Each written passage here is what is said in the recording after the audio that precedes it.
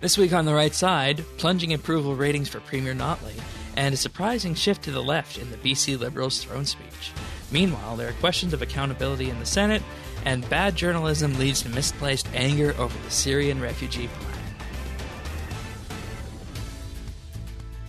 This is The Right Side, episode 22, recorded Saturday, June 24th, 2017, the Frankenstein throne speech.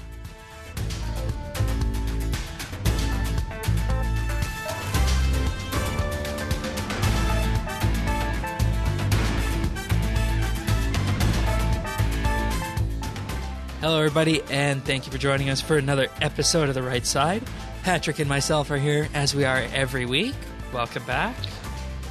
Yeah, it's good to be back as always. A little bit of a different venue for me, but we're hoping we can provide you with the same right side news that we always give you every week on Saturdays. That's right, and that includes cutting through bias and sensationalism in the mainstream media and providing context and information to put you on the right side of the news. Of course, that's what the term right side means. It's not that we are on the right side of the political spectrum, as some people would have us believe, but it's just right side of the news, right side of the media, if that makes sense.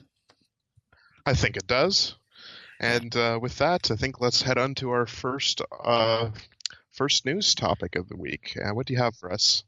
All right, so our first story has the headline, Premier Rachel Notley tied for second as Canada's least popular premier. Rachel Notley is tied as Canada's second least popular premier. This ranking is only preceded by Kathleen Wynne in Ontario. Notley's approval sits at 28% this month, and that of course means that her disapproval rating is 62%. Angus Reid Executive Director Sharchi Curry said the movement towards a united Conservative Party in Alberta and the prospect of a British Columbia NDP government that will try to block the Kinder Morgan pipeline may be hurting Notley.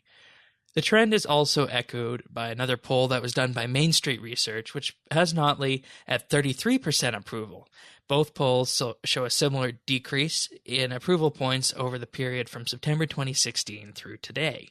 So the trend is confirmed by numerous polls. Of course, that is only a snapshot in history that we are looking at. For comparison's sake, when Alison Redford resigned in the spring of 2014, her approval rating was around the 20% marker. It took Alison Redford roughly 6 months to move from 26% approval rating down to her final 20% approval rating, and during this time there was constant pressure from the opposition and from the media for Redford to resign or make major changes in government. We've seen no similar pressure with Rachel Notley, and while it's not the job of the media or opposition to decide when a premier should resign, they should ultimately be the driving force of a focus of conversation that shines a light on why this could be. Is it the slow economy? Is it the carbon tax? Or is it maybe the increasing amount of bureaucratic red tape that exists for businesses that are looking to invest in Alberta?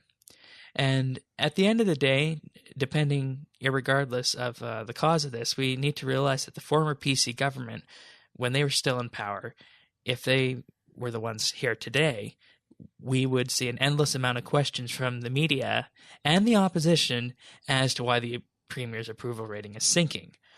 Ultimately, there's been no real journalism done regarding this poll data, and in fact, it was only mentioned in passing earlier this week on our provincial news programs.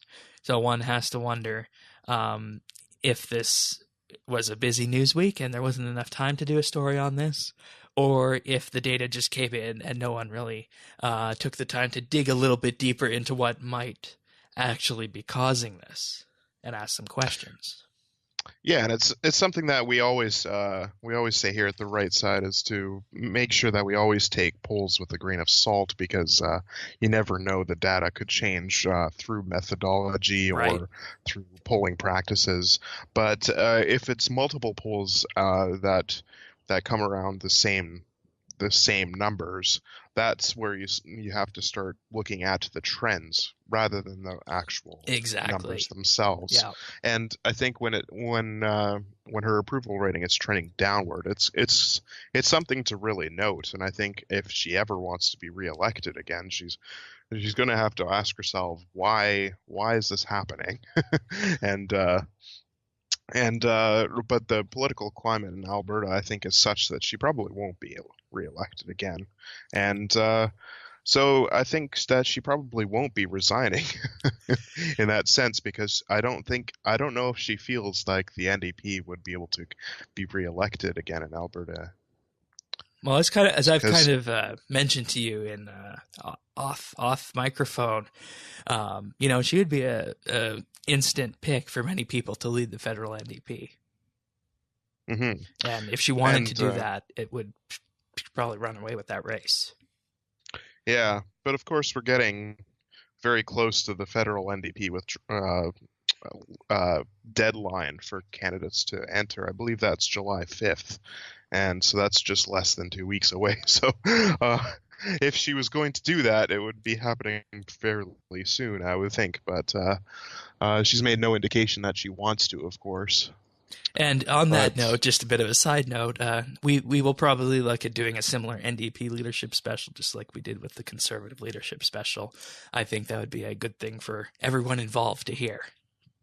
indeed. But, and, it's also interesting to highlight that the least popular premier in this poll is Kathleen Wynne in Ontario with only 15% approval. So if we're talking And about these prospects for Rachel Notley in Alberta, what does that mean for Kathleen Wynne in Ontario? So we're not an Ontario-based podcast, but Premier Wynne is at the very bottom of the pack here. she's definitely not winning, that's for sure. There's lots of ways of saying that. Yeah. It's also worth noting that this spot occupied by Rachel Notley is tied with Premier Ball as well. So it's a club where these people are tied for number 2 together. So and of course also with this, Brad Wall in Saskatchewan is still the most popular premier, but he has decreased in popularity as well. Yeah, because in Saskatchewan they've released a bunch of legislation with cuts based on the slower economy, and he said himself that he knew that they wouldn't be popular and that his popularity would probably go down, but that they were necessary to drive the economy of the province. And much a similar thing is happening in Manitoba, where I believe Brian Pallister is the second most popular premier, Right. just behind Wall. And he's also. Is it a coincidence that the only 2 conservative premiers are number 1 and 2 in popularity? It's also hard to say. You also got Christy Clark in the middle. Oh, but let's get to her in a few. We'll see if she could be considered a conservative premier after this upcoming story. All right. Well, back to the Alberta angle of this story. It's a story that should be talked about more. It should be talked about more by the opposition, of course. It should also be talked about by the media, because, as we always say, the media has a duty to inform the people of what's going on with government. And I can't help but feel is that if it was a PC or Wild Rose government in power, we'd be hearing a lot more about these disapproval numbers than we are with Notley's approval numbers. And it's an interesting thing also that Edmonton and Calgary both voted for the NDP last time, and that is where these reports came out of the Calgary Sun. So I would think Calgary would feel that, but it's definitely interesting to see that our global Edmonton Journal and whatnot didn't report on it, but Calgary Sun did, and that is where this headline came from. So. And yeah, it just goes to show that Calgary, I think they're a bit more to the right politically than Edmonton is. Yeah, and we have more government offices and whatnot as well, so it skews naturally that way, and that could be part of the reason why our media here hasn't looked at it. Yeah. All right. So, Premier Christy Clark. Yeah, so we're going to return to BC now, where even after almost 2 months after the election, we still don't know for sure what's going to happen in government. I mean, after this election, that resulted in a hung parliament. So we've got the fairly general headline of BC legislature hears throne speech, and the throne speech is mostly what we're going to talk about. But there was also a article that came out just yesterday that said Clark's left turn worries her party's conservatives could endanger Liberals' free enterprise coalition. So I've kind of combined the two a bit together as they kind of talk about mostly the same thing. So first off, let's talk about what happened on Thursday. So, BC Liberals presented an ambitious throne speech that offers a wholesale redesign of the party's re-election platform from the spring. A speech, which of course was read by Lieutenant Governor Judith Guichon, includes promises related to campaign finance reform, housing, education, and transit. It's been noted that some of the promises are, quote, eerily similar to promises put forward by the New Democrats, and which the Liberals derided as being too expensive and irresponsible. Bill Bennett, who is a former mining and energy minister in Christy Clark's cabinet, who represented Kootenay East for the Liberals from 2001 up until 2017, he said Friday that the abrupt changes will put pressure on the Free Enterprise coalition of center-left Liberals and the more right-wing Conservatives of the party. The challenge, he said, will be to deliver the new promises while not compromising the basic principle to balance the budget, pay down debt, and maintain the province's AAA credit rating. While he said he has no doubt that the policy adoptions are well-meaning, the question is whether they are affordable. From the speech, the quote is, the May election delivered a divided result. Your government has listened to that result and brings forward this agenda to gain this House's confidence, and in doing so, the confidence of the people of British Columbia. It is submitted with humility and openness to change. So speaking to reporters following the throne speech, the Premier said voters expect political parties to work together, share ideas, and adapt. Clark said, quote, this throne speech is a sincere response to what we've heard, and so we want to gain the confidence of the legislature. We ran an election, and we got the most seats and the most votes, but it was a very mixed result, and the responsibility of a government is to listen to those results. So, in total, there were actually more than 24 policy reversals and new policies that were not in the initial Liberal election platform. So this speech actually included platform reversal promises to ban corporate and union donations to political parties, as well as support for a referendum on electoral reform, proportional represent. That's very interesting coming from the Liberals, both those planks. And I can't help but think if they had campaigned on the first one, campaign finance reform, they might have got the extra seat or two that they needed. Oh yeah, that was pretty much something that was universal that a lot of people wanted to happen, even among Liberal supporters as well. I remember seeing a couple polls being taken that said that people were basically close to 90% of them were in favor of banning the corporate donations. So it's something that a lot of people were wanting to see. So the fact that they've now reversed on it because it's something that the Green Party and the New Democrats were both wanting. It's kind of interesting. And it's also interesting to note that they also support a referendum on electoral reform. Yes. And of course, proportional representation was a key priority for the Green Party, and whoever they were going to work with, that was one of their non-negotiable demands, was to hold a referendum or to even put it in right away, as we mentioned in weeks past. And, another thing with this, I think that if you look at this throne speech and you say that the NDP is going to defeat the throne speech with the Greens and attempt to form government, and the Lieutenant Governor asked them, what is your plan to form a speakership if the Liberals don't want that? And if they can say, we're not going to offer up a speaker because, as we talked about before, that would have the 43-43 tie, and we know the Liberals aren't and the Greens aren't, this throne speech can serve as a document to the Lieutenant Governor to say that, it looks as though that the Liberals have maybe learned their lesson from this. Yes, they can't continue governing at this, but perhaps my best course of action here is to call another election. Yeah, and that's something that we still don't know what will happen yet. We'll probably know more about that after this upcoming week, when the vote will actually happen. Um, Another thing that the Liberals wanted to do was to move the province's fixed elections to the fall so that the elections can take into account the government's financial updates in July. And the government actually said that several of the expensive new programs that they put into the throne speech were made possible by a larger than expected surplus, which the government says will be revealed when the province's public accounts are released next month. So they're Wouldn't that wanting be to interesting to happen if that was in the middle of an election campaign? yeah, to just throw it out there about how the finances are doing. So they're wanting to make it look as if they're. I think they're probably trying to influence people in the sense that they know more about the economy and finances than the other two parties do, and they probably want that to actually influence what would happen in further Yep. elections. Yep. Yeah. So other highlights of the speech include, and stop me if you think any of this sounds conservative whatsoever. But like I said earlier, we will see what exactly the chameleon Christy Clark actually is.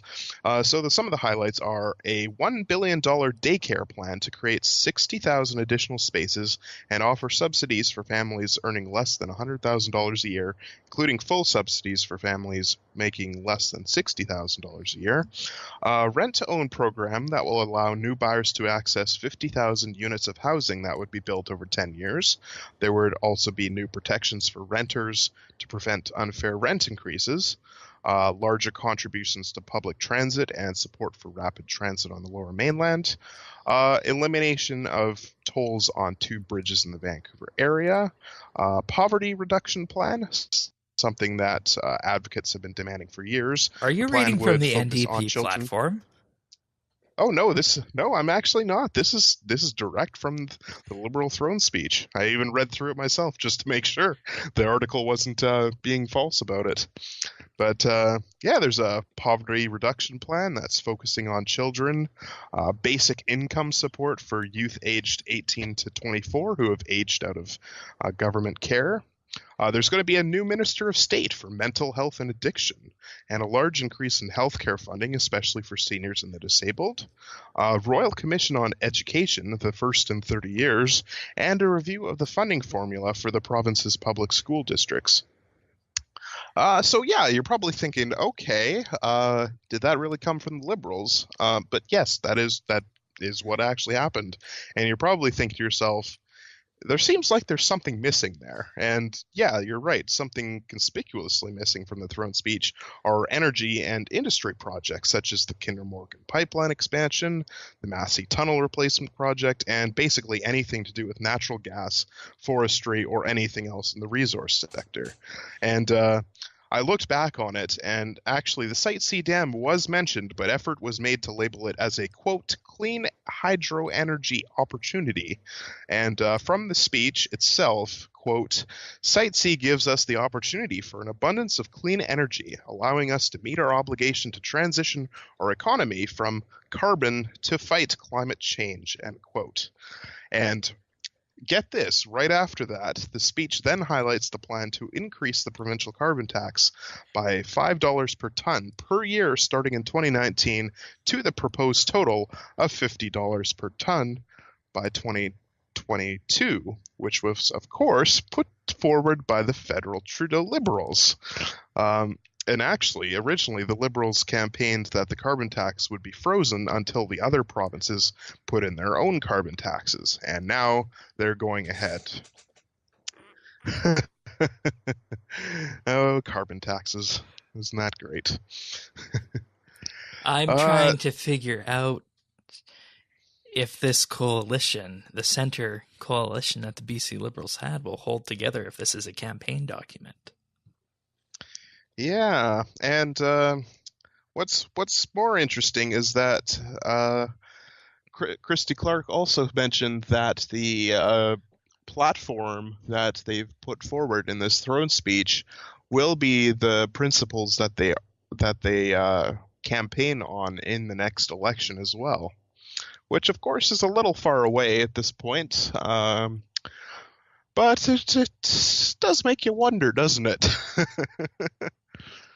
Now, you're probably asking at this point, well, hold on. Like last week, we were talking a lot about how the speaker had to be elected, and that was true. Before the throne speech got put forward, the a new speaker had to be put forward. So, Liberal MLA Steve Thompson was acclaimed speaker after formally resigning his post as forest minister. But Thompson may not be in the role for very long because the Liberals have said earlier that none of their members want to serve as speaker under an NDP government, suggesting that the new speaker will likely resign if the government falls. Said Thompson, quote, "If the government changes, it's the government that identifies a speaker. Again, I'm not going to speculate as to how things will unfold. My job will be to manage the House in the legislature to the best of my ability."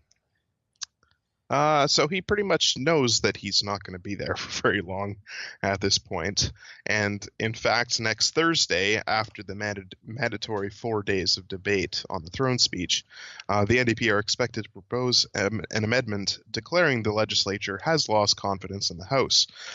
And when the vote does happen, the NDP and Greens are expected to defeat the Liberals with the vote of 44 to 42, and the government would then fall.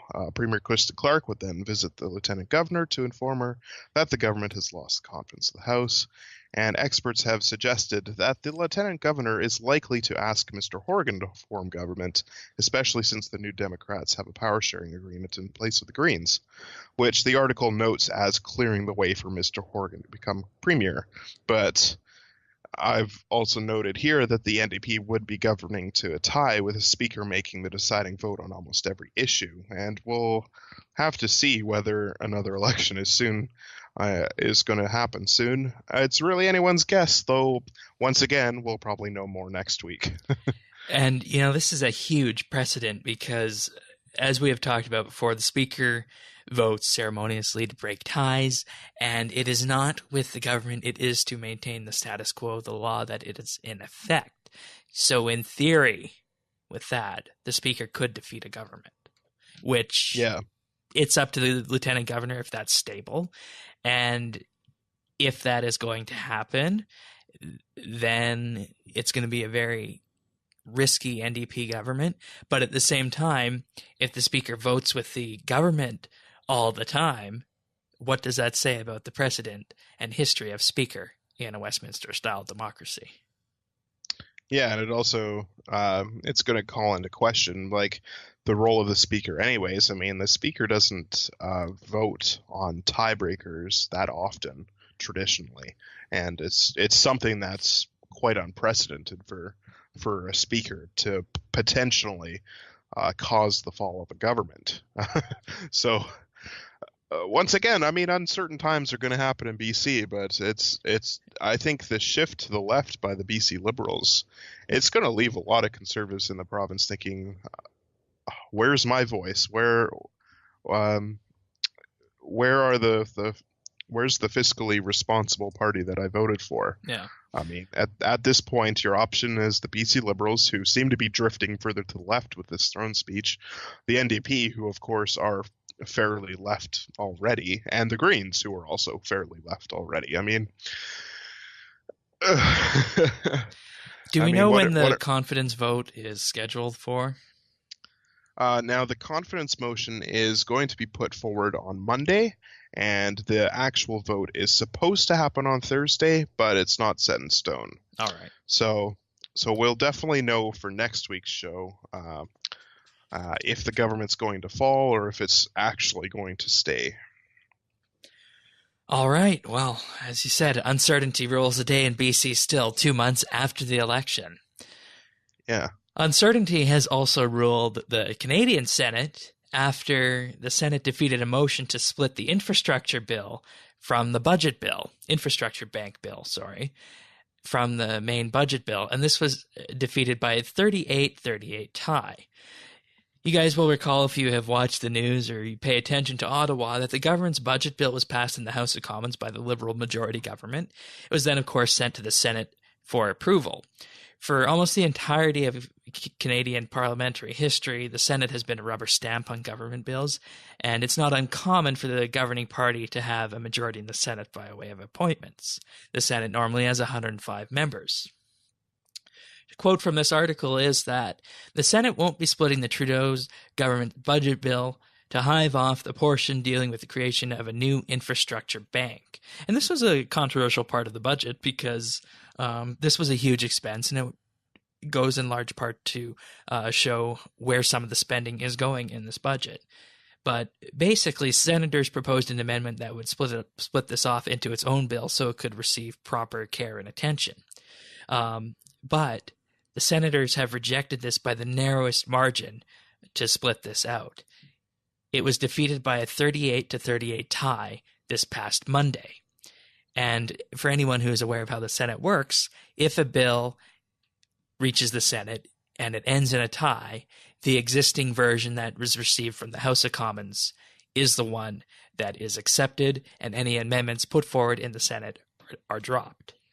Also, with this, Senator Andre Pratt from Quebec, who is an independent, filed this motion that would have split the infrastructure bank provisions of the budget into a separate bill so they could receive the further thought and be examined that they wanted. The Senate also had one abstention, Mark Gold, also an independent from Quebec, and this is what led to the 38-38 tie and therefore defeating this amendment. The idea of splitting the bill was made because it was felt that the $35 billion infrastructure bank provision wouldn't receive enough scrutiny when included with the budget. And when you think about it, $35 billion, that's a huge amount of spending that would not have oversight. Amount. Exactly. Yeah, and it's something that the House of Commons has been debating over quite frequently. In question period, the Conservatives and the NDP have both been going after the Liberal government for the infrastructure bank quite a bit, and they've been raising a lot of questions about the accountability that's going to happen with it. Yeah. And, as we said, this came from one abstention, and Mark Gould was talked to about this, and his reaction was, oh my goodness, upon realizing that he was the deciding factor in this vote. And he was initially reported leaning towards voting for the Senate's motion to split the bill, but because of his abstention, it remains part of the budget.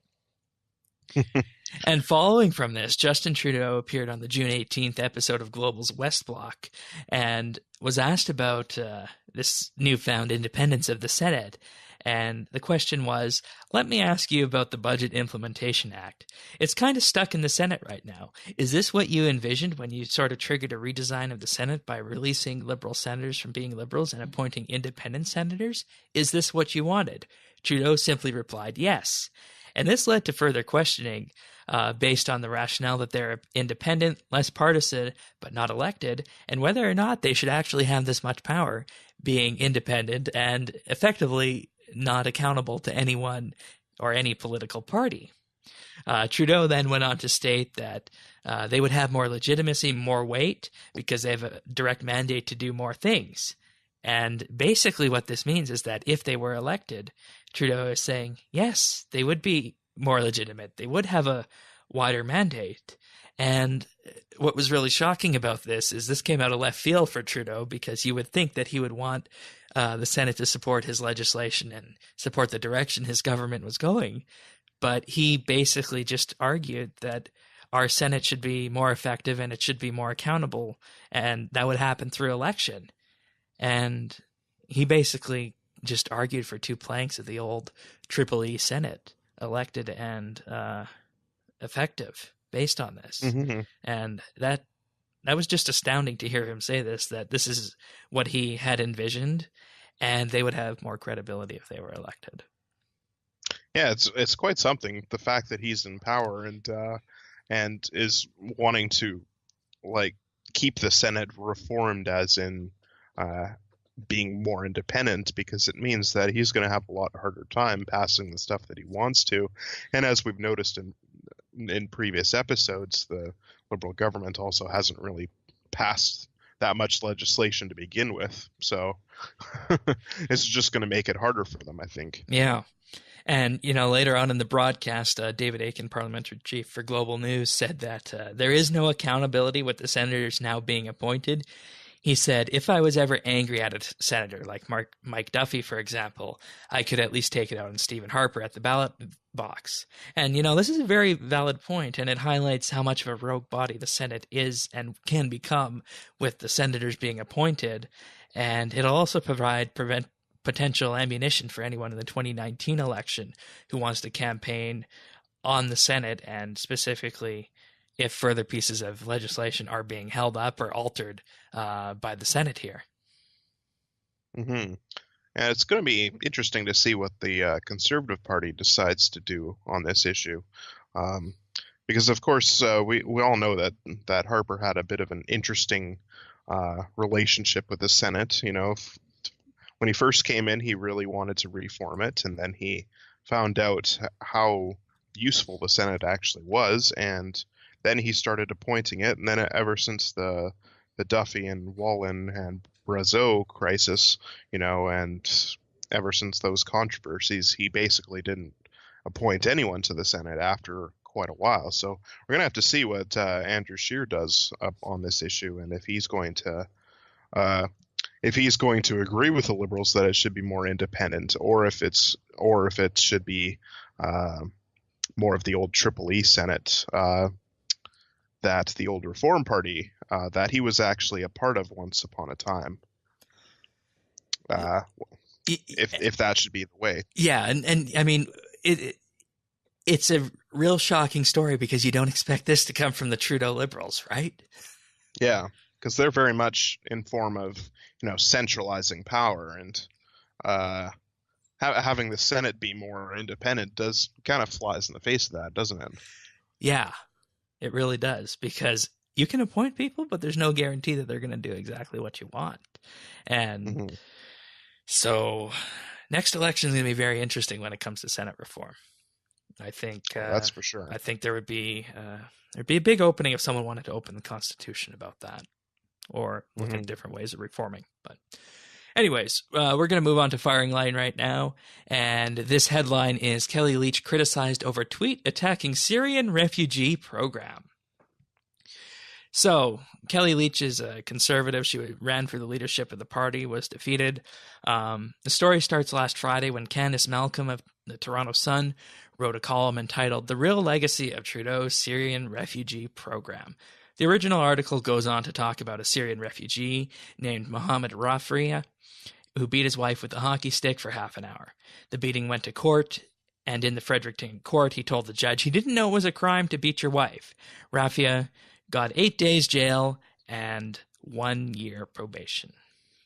While this act is reprehensible, it raises real questions about Canada's refugee program.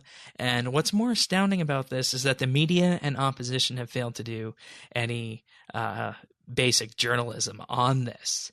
Because if the media had read the article that Ms. Leitch tweeted, they would see that her tweet is indeed a part of the article.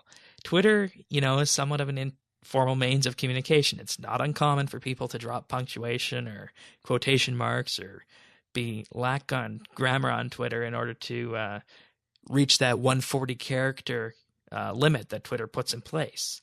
So it's very likely that's what was happening with the way Kelly Leitch tweeted this, because the tweet in question actually came directly from the article. There were just no quotation marks around it.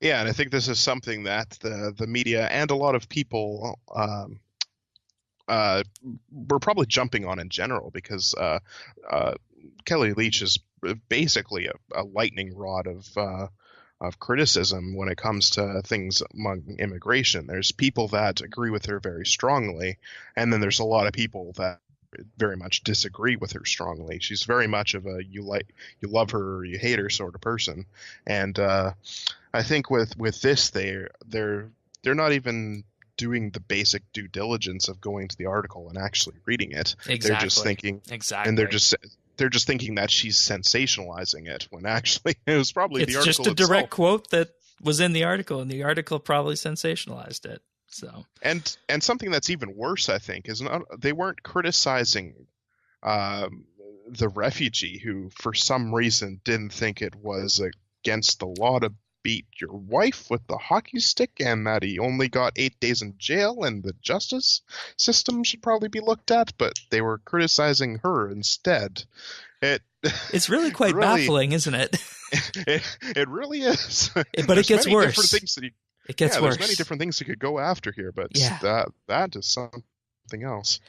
Federal Immigration Minister Ahmed Hassan said that Ms. Leach's tweet was as disgraceful as domestic violence itself. The immigration minister also further commented that what Ms. Leach is doing is equally reprehensible because she's tying in a problem that exists everywhere, both in refugee communities and our society.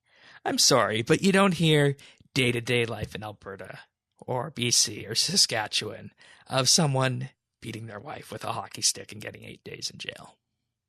And thinking that it wasn't against the law. I mean, yeah.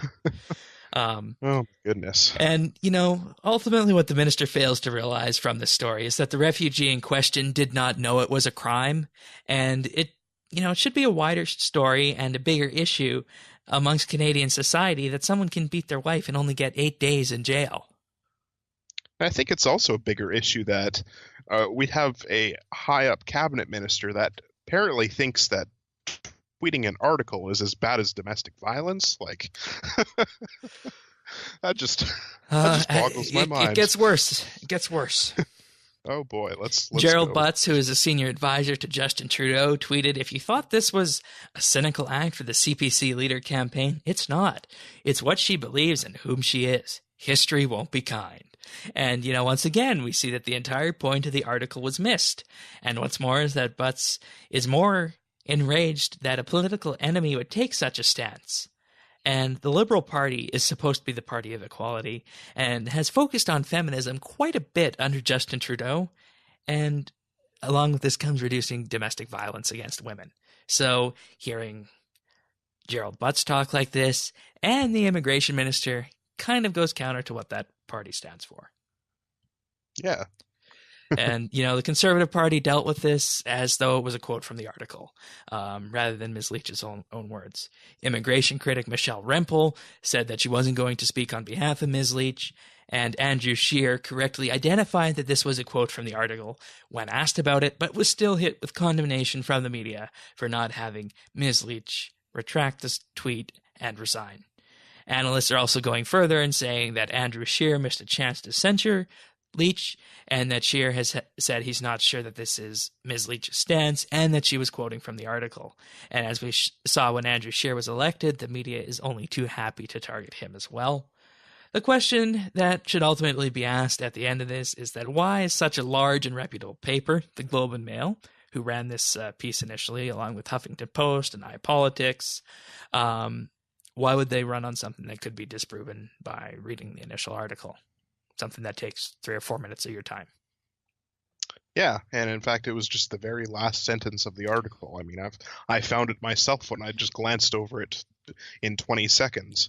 I thought, this seems like a bunch of, blown up, making a mountain out of a molehill. Use whatever cliche you want for this, but it's just makes no sense as to why they would go this far to discredit someone on something that's a quote from an article. And I think we have highlighted that let's focus on the real issue here, that the refugee didn't know it was a problem, and you only get 8 days for beating your wife like that. Yeah, I mean, that's not, I think probably a lot of women would look at that and think only 8 days for if someone beat me up, they would only get 8 days for that. That's quite something. Indeed it is. So what do we got for word of the week? So our word of the week this week is going to be accountable. So accountable, of course, can be used in many different ways, but in this sense, it is of a person, organization, or institution required or expected to justify actions or decisions. It could also mean responsible, as in the government must be held accountable to its citizens, or that parents could be held accountable for their children's actions. It also means explicable, understandable, as in the delayed introduction of characters' names is accountable if we consider that that names have a low priority. So it's basically meaning that in the political sense, that governments, when we talk about them needing to be held accountable, it means that they have to explain what they're doing clearly. They have to own up to what it is that they're doing, and they can't hide away from it. And that's something that I think a lot of governments try and shy away from, and you'll find very few that are actually fine with being held accountable, and that's something that citizens and voters need to know, and that's something that is really central to a good working democracy. Yeah, and it's up to the citizens to hold the government accountable when it comes to elections and whatnot. But at the end of the day, it's where does this information come from? Not everyone has enough time to watch Question Period, delve into opinion polls and favorability polls and analyze platforms and the like. The mainstream media needs to do this, and in our society today, they're not, as we can see with our Alberta story this week, and what has ultimately led to the Frankenstein of a throne speech coming from the BC Liberals, because that pulls from all the Green and NDP and Liberal platforms together. And I think if the media had been more accountable and talked about that during the race, we could have informed the public a bit better. And the Senate needs to be accountable too. So that's why that's our word of the week. We touch on it everywhere. Yeah, exactly. And it's something that government needs to be, they can't run away from it. They have to be held accountable. And if they are held accountable, then we can get honest, actual, hardworking people that represent us in our legislatures and parliaments. And that's good for everyone at the end of the day. Indeed. And speaking of the end of the day. End of the day.